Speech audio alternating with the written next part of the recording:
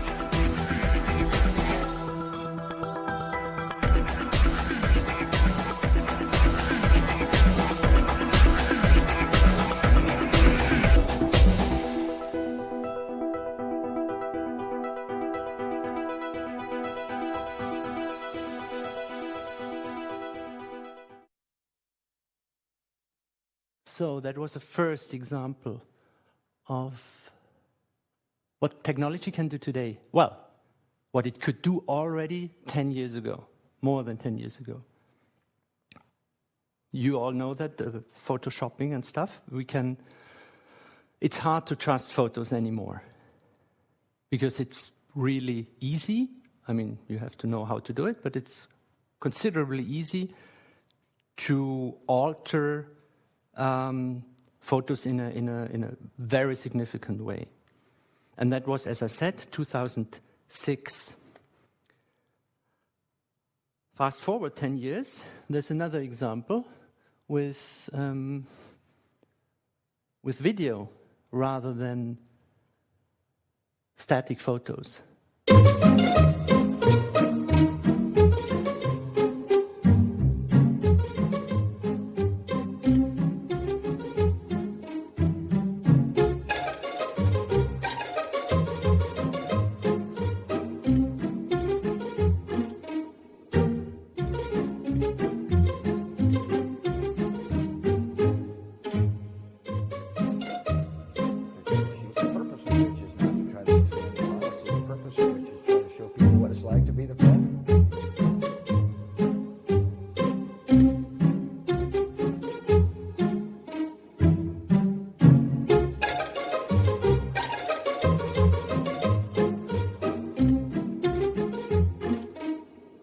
Putin is a very interesting example. He never smiles. You can make him smile. But if you had a better sequence of him, right, where he did smile, then it would look more like him. Now it looks more like me in a sense.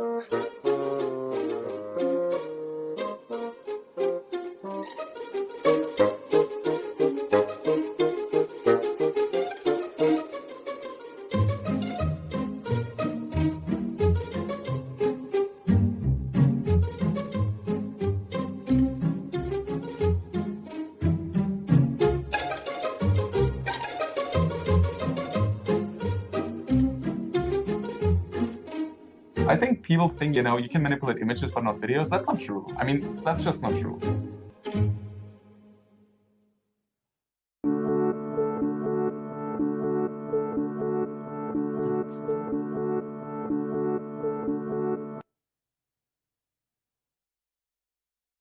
All right, so video, it's the same problem. Many people do believe videos, right? Because after all, it's real people, somebody filmed them, what they said, what they did. Obviously, it must have been true. I just heard a few days ago that every minute, the latest count is, I think, every minute. What was the number? A huge number of hours of video that's uploaded to YouTube every minute. So we are not able to control this in that sense. And also YouTube and other providers of these platforms are not really, even with machine learning, etc., they're not really able to control for all this. I'm not protecting Facebook and Google here, but just to say. And the technology is available. It's not, you don't have to be a rich organization to be able to use technology.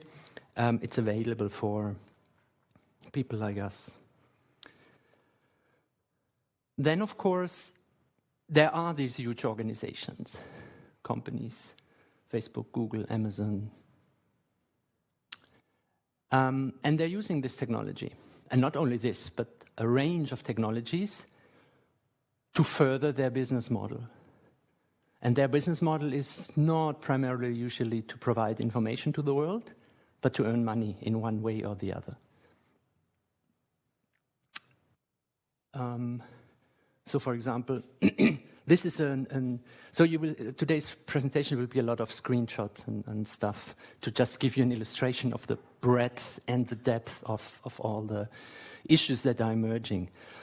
So this is a patent application, and it's about a method for tracking information about the activities of a user of a social networking system while on another domain.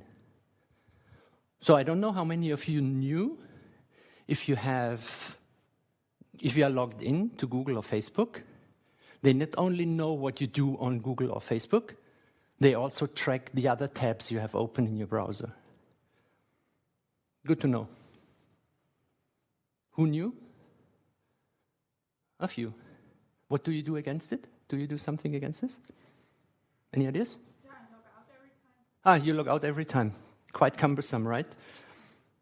One tip, use two browsers.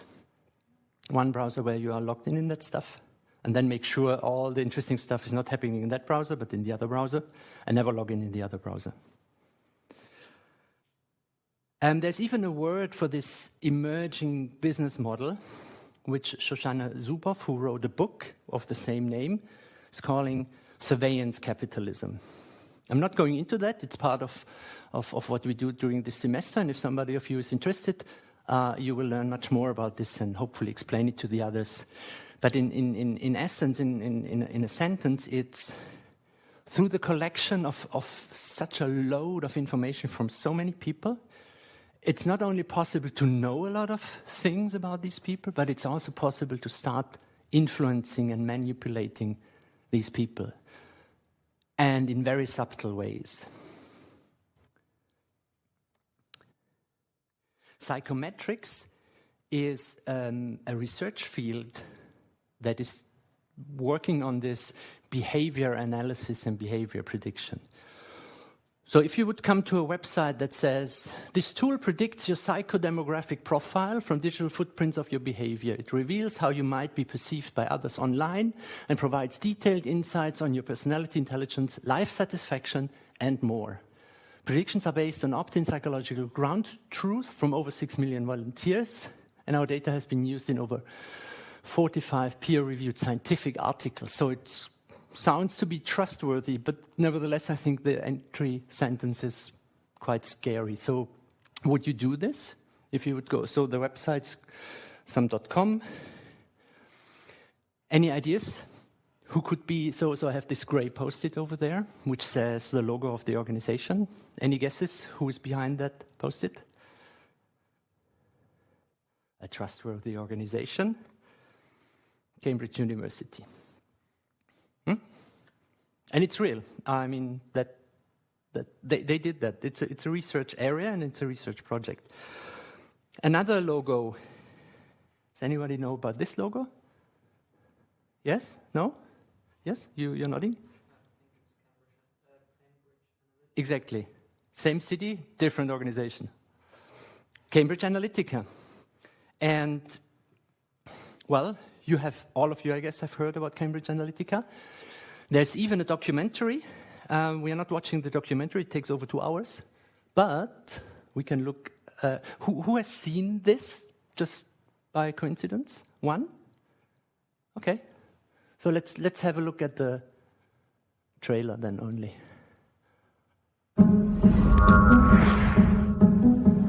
Who has seen an advertisement that has convinced you that your microphone is listening to your conversations? All of your interactions, your credit card swipes, web searches, locations, likes, they're all collected in real time into $1 trillion a year industry. The real game changer was Cambridge Analytica. They'd worked for the Trump campaign and for the Brexit campaign. They started using information warfare. Cambridge Analytica claimed to have 5,000 data points on every American voter. I started tracking down all these Cambridge Analytica ex-employees. Someone else that you should be calling to the committee is Brittany Kaiser. Brittany Kaiser, once a key player inside Cambridge Analytica, casting herself as a whistleblower. The reason why Google and Facebook are the most powerful companies in the world is because last year data surpassed oil in value. Data is the most valuable asset on Earth. We targeted those whose minds we thought we could change until they saw the world the way we wanted them to. I do know that their targeting tool was considered a weapon. There is a possibility that the American public have been experimented on. This is becoming a criminal matter. When people see the extent of the surveillance, I think they're going to be shocked. And I still fear for your life. Yeah. With the powerful people that are involved. But I can't keep quiet just because it'll make powerful people mad. Data rights should be considered just fundamental rights. This is about the integrity of our democracy. These platforms which were created to connect us have now been weaponized. It's impossible to know what is what, because nothing is what it seems.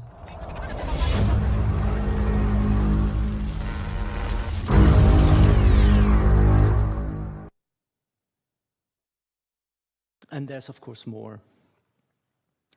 So I think the trickiest aspect of all this is it's so subtle that 99.9% of the people, users online, do not realize at all. And it's really very hard to realize.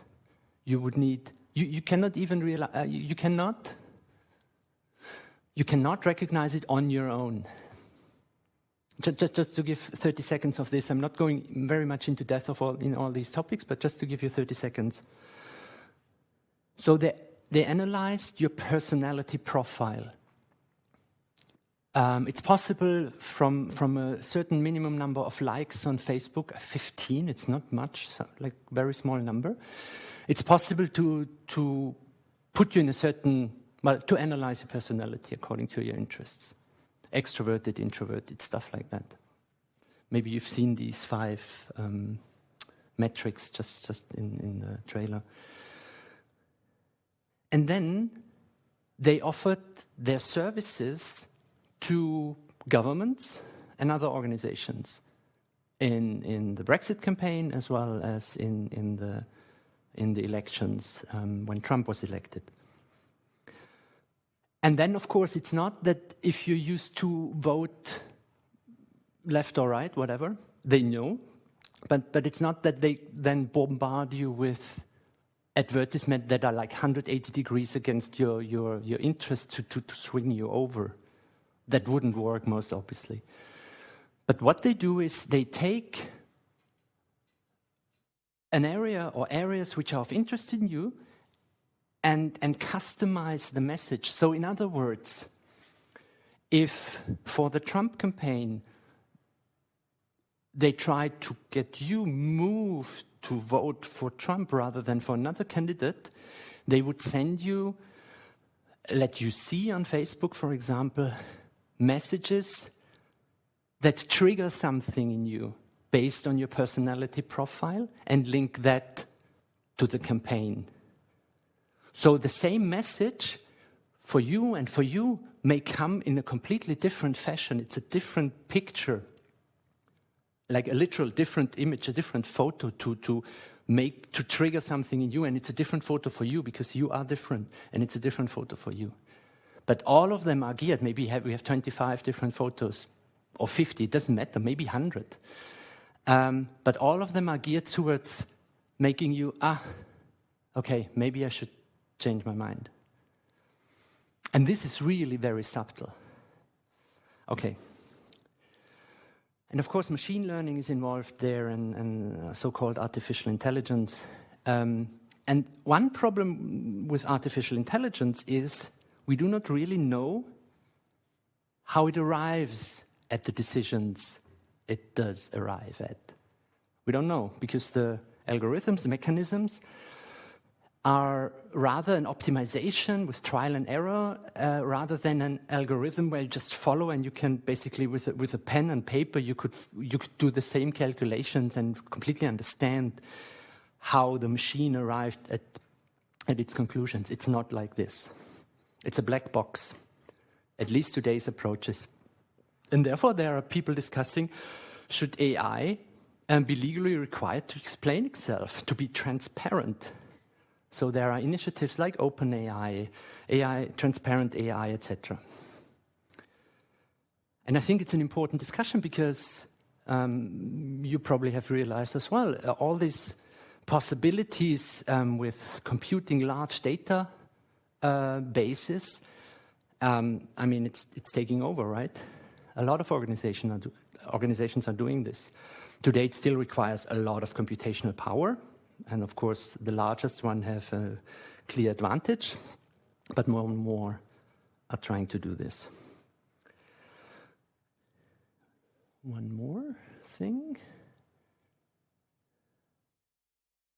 Customer pilots directed almost 3,000 precision strikes last year. We're super proud of it. It allows you to separate the bad guys from the good. Autonomous systems. It's a big deal. But we have something much bigger.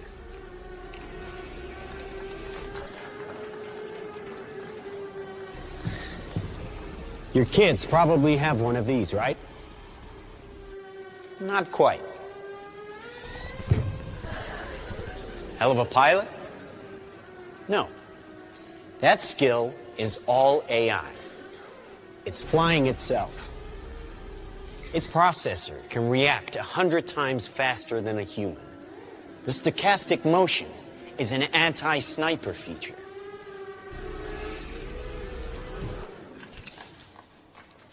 Just like any mobile device these days, it has cameras and sensors, and just like your phones and social media apps, it does facial recognition. Inside here is 3 grams of shaped explosive. This is how it works.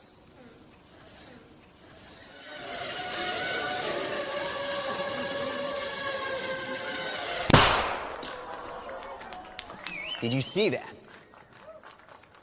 That little bang is enough to penetrate the skull and destroy the contents. They used to say guns don't kill people. People do. Well, people don't.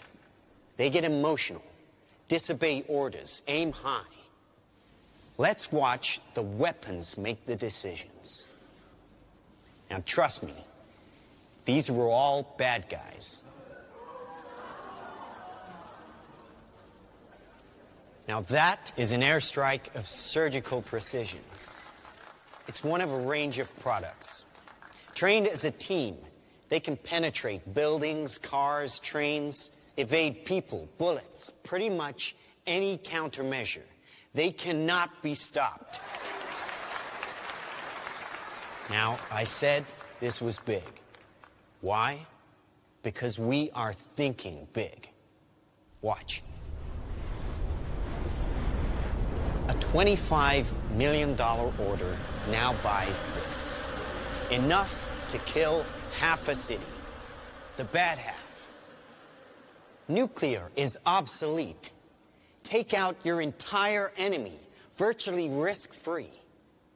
Just characterize him, release the swarm, and rest easy. These are available today.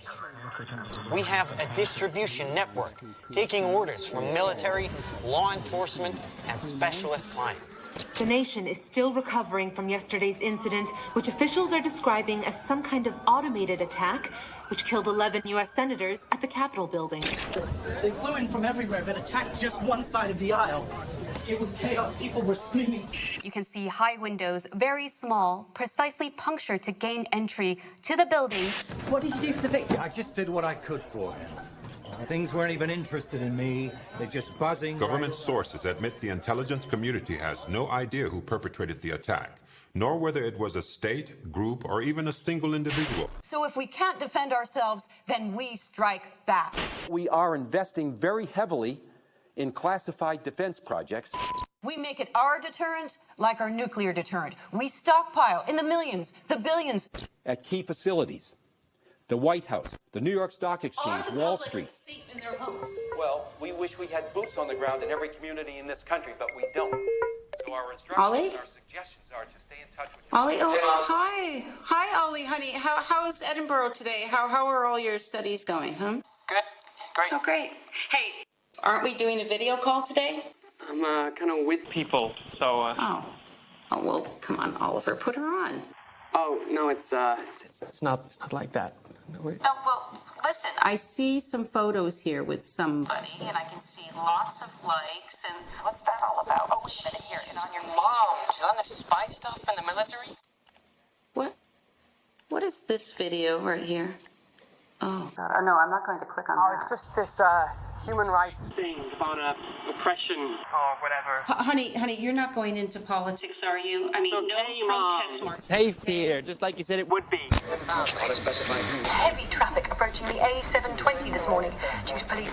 Police are not saying this morning what prompted the alert. Claim relaxing firearm legislation would be useless against the so-called slaughter bots. It's to stay away from crowds. When indoors, keep windows covered with shutters. Protect your family. Stay inside.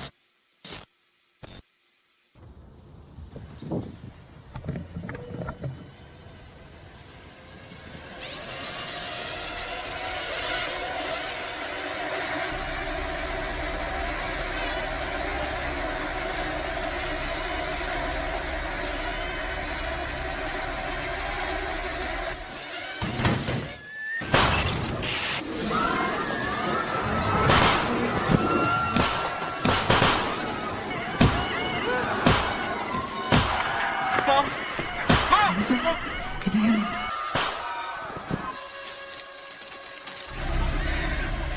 Oliver, can you hear me? Listen to me. I can hear it.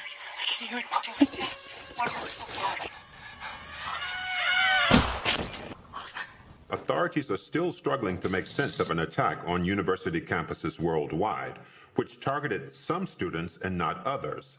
The search for a motive is apparently turning to social media, and a video shared by the victims exposing corruption at the height. But it's far from surprising.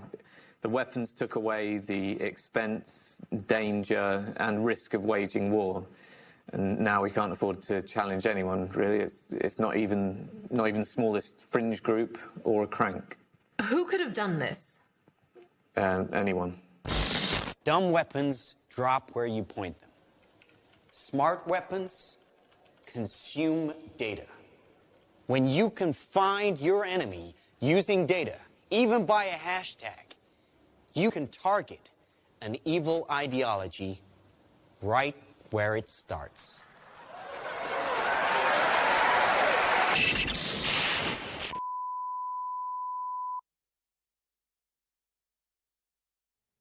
This short film is more than just speculation. It shows the results of integrating and miniaturizing technologies that we already have. I'm Stuart Russell, a professor of computer science at Berkeley. I've worked in AI for more than 35 years. Its potential to benefit humanity is enormous, even in defense. But allowing machines to choose to kill humans will be devastating to our security and freedom. Thousands of my fellow researchers agree. We have an opportunity to prevent the future you just saw, but the window to act is closing fast.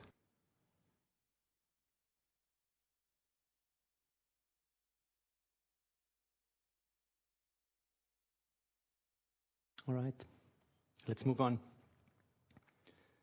The Internet of Things being another area where digitization is penetrating all different industries. You can see it here: buildings, energy, healthcare, industrial, transportation, retail, security. Sorry. And, well, the number of devices and gadgets is only increasing. Does any one of you have at home some sort of smart home device? Yes, what do you have? Yeah, okay, someone to talk to. All right, other gadgets you have, which are somehow connected to the internet? Planning to get some in the future? Some people shake their heads. Maybe it's just not yet the right gadget for you, and people will keep on inventing.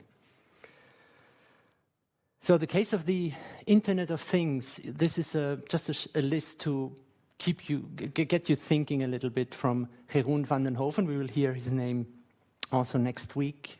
He's researching and working a lot in the area of ethics and digitization. And so he made a list for a group he was working together with for the European Commission on ethical concerns related to IoT devices. Again, I'm not going into details. You will get these slides tonight or tomorrow.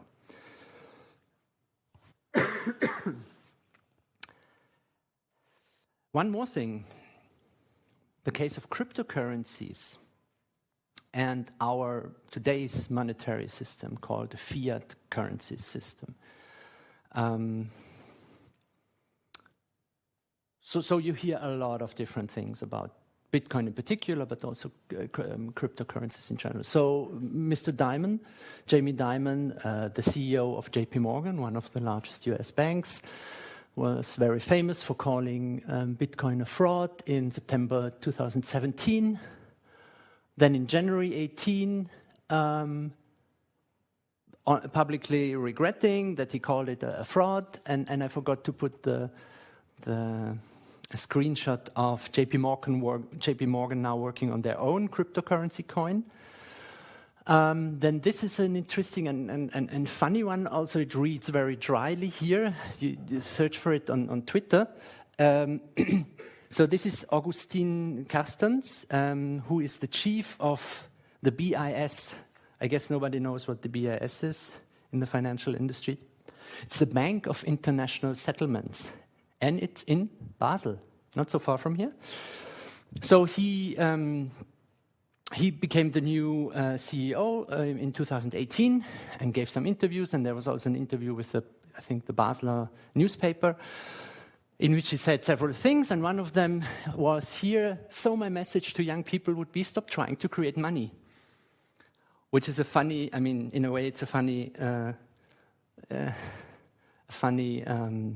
call to non-action, so to say, and people were making a lot of fun on Twitter about it because it's exactly what people around Bitcoin and other cryptocurrencies are trying to do, creating new forms of money. And without knowing much more about the current monetary system, most people would say, yeah, maybe it's just some experiment, maybe it works out, maybe it's useful somehow for small stuff, maybe it's not useful. We are not so sure. But then, this is from a study by Facebook's, I don't know actually, it's called Facebook IQ, I think it's their sort of market research arm or something. And they made a study, Millennials and Money, and asked them all kinds of things. That's already in 2016. And the interesting thing here is, so most of the people, millennials, don't know what to actually do because they have not many people to talk to. I mean, of course you have your peers, but what do they know? Talking to their parents, only a few people do it. And even if they do it, most parents do not have the technological knowledge required to make give sound recommendations. And at the same time, just 8%, which is really not a large number, trust financial institutions, like the banks, commercial banks or other banks. So if you're interested, have a look at this. And I want to show you a 2-minute intervention, which is already a bit older. Oh, I forgot to put the year. It's from, because it was here, yes, 2013. It's by a guy called Godfrey Bloom. He was a member of the European Parliament. And there was a debate on the banking union and supervisory mechanisms. And he made a 2-minute, he did several interventions, and this is just 2 minutes, and it's only about our current monetary system. So I don't know whether it's a topic you have ever looked into. Most people haven't. Therefore, I put it here, because if you contrast this world with cryptocurrencies and Bitcoin in particular, with that world of today, I think this is where it starts getting interesting. Let's see. For the EFT, Mr. Bloom has 2 minutes. Commissioner, Mr. President, I rise again, I'm afraid, to make the same old hoary speech that I've been making here for several years, and that is, it is my opinion that you do not really understand the concept of banking. All the banks are broke.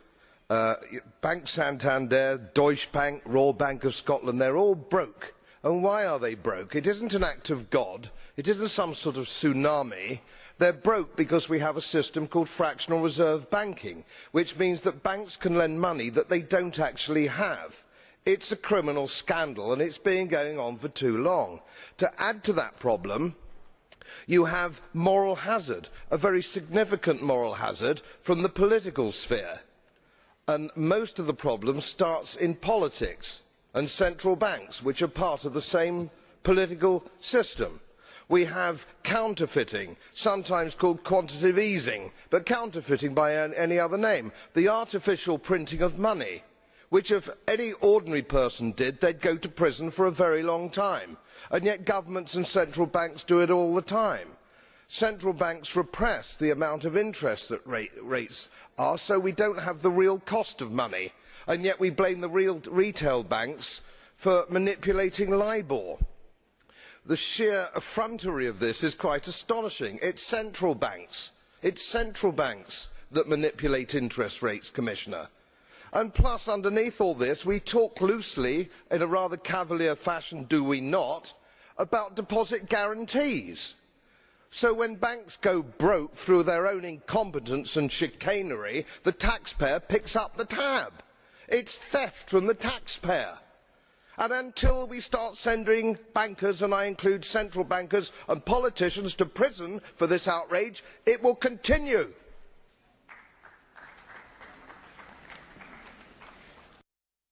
So again, I'm not sure how many of you have looked into the monetary system.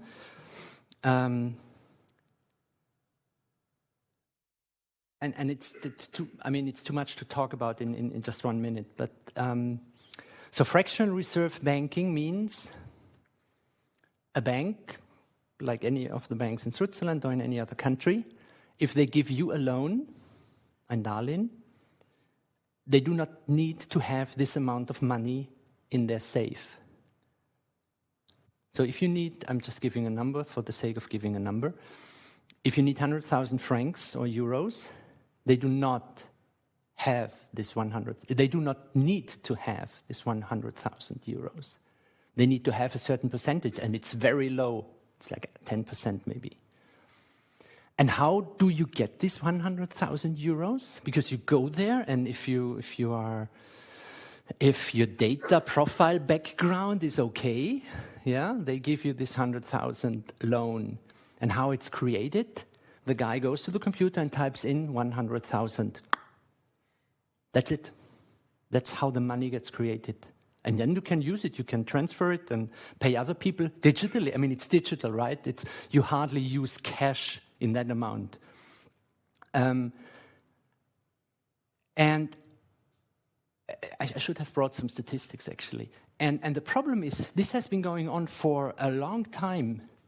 And it's possible because our monetary system is not backed by any real thing anymore. It used to be backed by gold, for example, gold standard. And that stopped in the 70s, and there's a story about it, and I would love if somebody has interest in that to dig into this a little bit and explain to all of us how this actually happened. And the consequence is, without us realizing it, the value, the purchasing power of the money we have is deteriorating. There are graphs showing over the last 100 years that all of the fiat currencies came down from 100% of value to below 5%. Because so much money has been created, because governments have the power to do so. And then contrast this with a concept like Bitcoin, where everything is different in the sense of no single unit, no single entity of people can control this monetary policy and change it. It's basically impossible. And the larger the system grows, the harder it gets. And the system is not creating more and more Bitcoins over time. There are new Bitcoins entering the system, but this amount is declining. It's a complete reversed concept of what we have today. And understanding this and comparing this is an interesting aspect of the digital world, because roughly every 10 years we have some sort of financial crash. The last was 2008, and everybody in the industry expect a next one to come. And the question is, do we have to move on like this? What do we do the next time? Do countries again, governments again, bail out banks with large amounts of money? Do they actually have room to maneuver? Because then they had interest rates and they could reduce the interest rates, but now interest rates are at 0 or below 0. So they have hardly anything they can do. So what will happen? The technology behind Bitcoin and cryptocurrencies and so-called smart contracts is the blockchain. And you can also do other things with it that are not primarily money. And I mean, there are, again, hundreds of examples. And if you're interested, have a look at this on the top right corner. It's from February 18, so I guess the number again has increased from 36 to something else. It started with some 24 or something. It's just we have somebody invented a technology that allows to create digital scarcity, to reverse this main difference of digital goods versus all physical goods. All physical goods are scarce, knapp, and therefore you can come up with a price because you can calculate how many people want it, how much do we have, and you can come up with some sort of price. And digital goods, you all know that, you can simply copy. MP3 files, video files, all these things, you can basically just copy technically. It's not allowed legally, but technically it's not a big problem. And the blockchain technology puts scarcity in this thing. And to create a really working digital money, for example, you need scarcity. You cannot allow that I send you 100 digital somethings by email and you just forward the email and send, or I send the same email to you as well. And then I spend 200 because it's just digital. That doesn't make sense, right?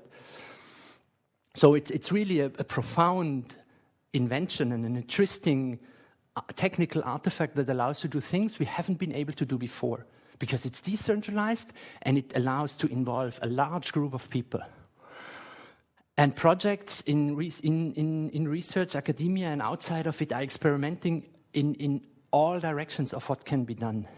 How can we govern large amounts of people online? How can we do voting? How can we do decision making? How can we create incentive systems for positive action? So that's something I'm working on. It's called Finance 4. If you're interested, fin4.net.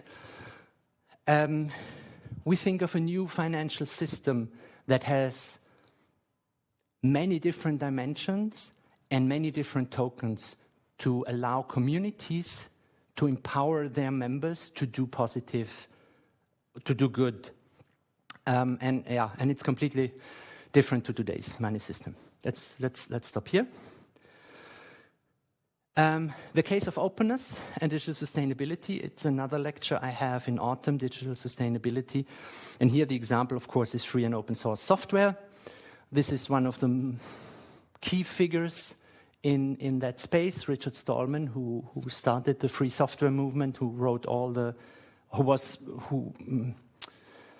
who had the ideas for all these critical copyright licenses that enabled the free software movement that later is called open source movement. And of course, all the different projects that came from there. Wikipedia used to have one of the free software licenses in the beginning. Now they're using something like Creative Commons. Who of you have heard about Creative Commons already? Hardly anyone? Okay. Creative Commons solves a problem we also have because of digitization and the internet. The default rule in copyright is if I created something and I have the copyright and I don't give you any explicit permission, you're not allowed to do anything with it. That's what all rights reserved means. And that doesn't make sense on the internet, right? If I take a photo and I have no intention to sell it, I just put it on my blog because I was, I don't know, at the weekend I was at the lake and I take a photo of the lake and I want to show the nice lake, blah, blah, blah. I'm fine with you taking the photo and use it for something else. Maybe I would like to have you say it's from me, it's my photo, I made it, but you don't have to pay me a franc or something like that. You can just use it. But if I'm not writing this down explicitly on the website, you are not allowed to do this because the defaults in the legal system are not like that. And the Creative Commons licenses allow you to do exactly that.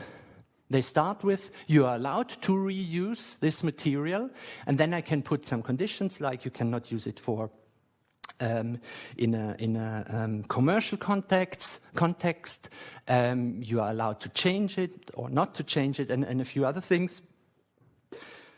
And that works with everything, with videos, with all types of content. And the main argument here, of course, is if we have digital goods that can be effortlessly and without any additional cost be multiplied, it doesn't make sense to not allow this. Because many more people can make use of this, not only because it's nice and everybody can use the lake photo, but also for innovation and invention and ultimately for progress. And that's another aspect of this is in access to data and also in access to research knowledge, stuff we do in this institution and others.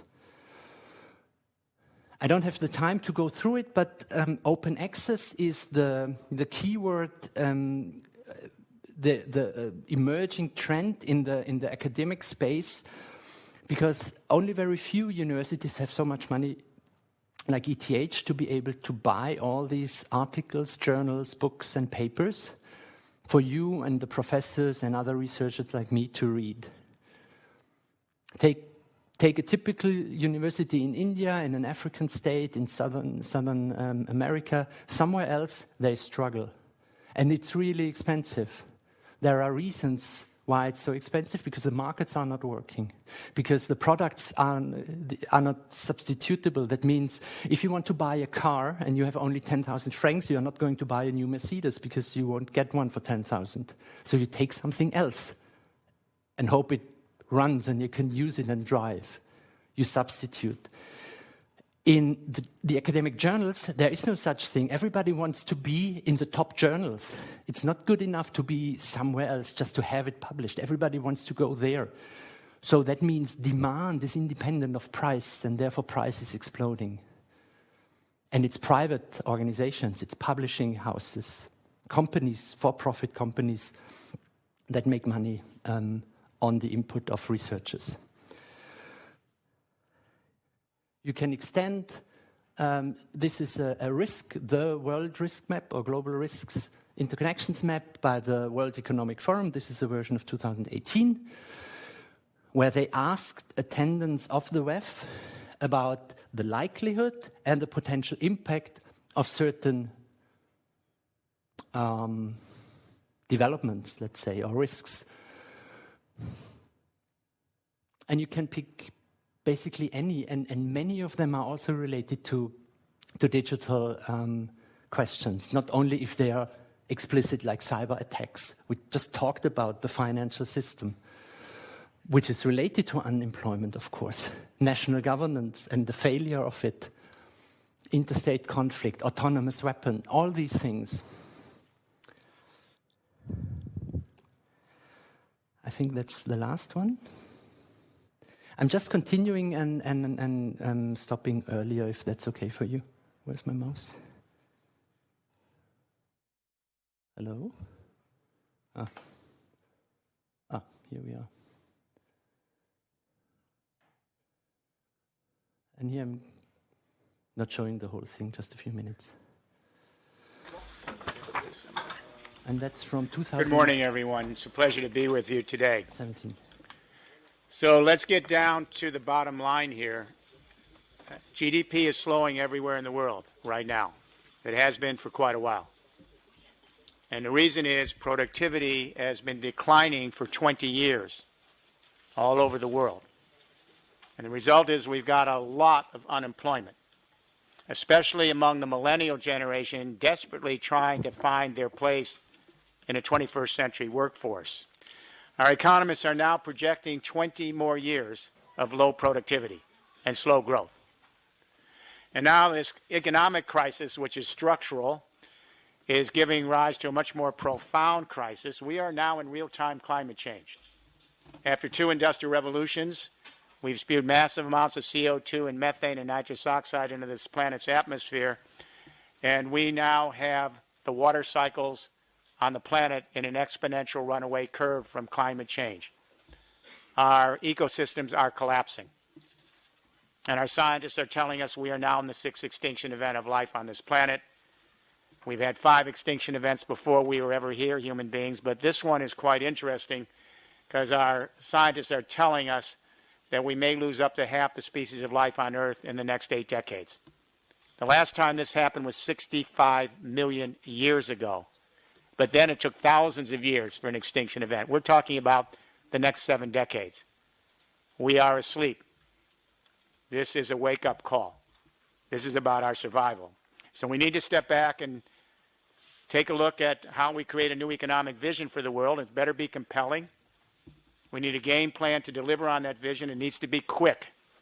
It needs to move in the developing countries, it needs to move in the industrialized countries, and it has to move in every city and every region. We have to be off carbon, this civilization, in less than 4 decades if we have any chance of avoiding the abyss.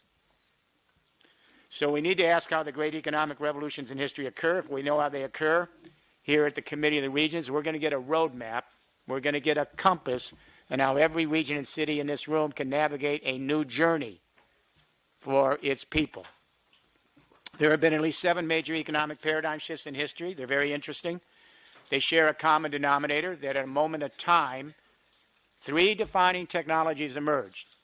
and converge to create what we call in engineering a general purpose technology platform, an infrastructure that fundamentally changes the way we manage, power, and move economic life. Number one, new communication technologies to more efficiently manage the economic activity, rather obvious. Number two, new sources of energy to more efficiently power the economic activity, also obvious. And number three, new modes of mobility to more efficiently move the economic activity, obvious. So when communication revolutions join with new sources of energy and new modes of mobility, it changes the way civilization manages, powers, and moves its economic life.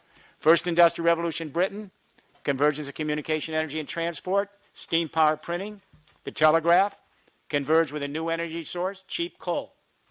The steam engine is invented to harvest the coal, and then they put the steam engine on rails for locomotives. Communication, energy, and transport, manage, power, and move Britain. Second industrial revolution, the United States, 20th century. Again, communication, energy, and transport, centralized electricity, the telephone, later radio and television. Those communication technologies converge with a new source of energy, cheap Texas oil. Then Henry Ford put everyone on the road, cars, buses, and trucks. The second industrial revolution took us through the 20th century, and it peaked in July 2008 when Brent crude oil hit $147 a barrel, a record price. If you remember that month, July 2008, the entire global economy shut down, and that was the economic earthquake. The collapse of the financial market 60 days later was the aftershock, because the entire civilization runs on carbon, fertilizers, pesticides, construction materials, pharmaceutical products, synthetic fiber, power, transport, heat, and light. We are clearly in the sunset of the second industrial revolution. And Citigroup reported last year that there's now $100 trillion in stranded assets in the fossil fuel industry, the biggest bubble in history right now. We are on the cusp of a third industrial revolution, a smart industrial revolution. The communication internet is now matured. Everyone here has a smartphone. Half the human race is connected this morning. This communication internet that's digitalized is now converging with a nascent, digitalized, renewable energy internet, so millions of people, and soon billions of people, can produce their own solar, wind, and other renewable energy where they live, where they work, share it offline, or sell it back on a continental energy internet. And now this communication and energy internet that are digitalized are converging with a digitalized, automated GPS, and within 5 or 6 years, driverless road, rail, water, and air internet to create 3 internets to manage, power, and move the 21st century. This is a smart third industrial revolution. These 3 internets, they ride on top of a platform called the Internet of Things. We're attaching sensors to all of our machines so they can create data and then send that data to the communication, energy, and transport infrastructure. So you can continue and watch this at home if you like. So the interesting thing, Jeremy Rifkin, and I think it's a really interesting guy. Every few years he writes a book that sort of captures some of the important trends and movements in society. And the book that was implicitly mentioned here is called The Third Industrial Revolution. Maybe you want to have a look. So it's a systemic argumentation about why smart grids make sense. Yeah, and the extension of the idea of networks like the internet beyond communications. I mean, and we see all these experiments. Uber is a network for mobility, right? It's just not decentralized. It's this one company controlling it. And then you have all the fringe discussions about, can workers live from it? Do they have all the workers' rights they should have, etc.? Is it killing the taxi industry? Is that a good thing or a bad thing? Etc., etc. But there are these experiments on all these platforms for mobility, for energy. And to link back to the blockchain discussion, can we do this decentralized? In the sense, decentralized meaning it's not one company sitting in the middle controlling everything, and we have to trust it with our data and maybe with our money and other things. Can we do it differently? And there's a lot of experimentation going on as well.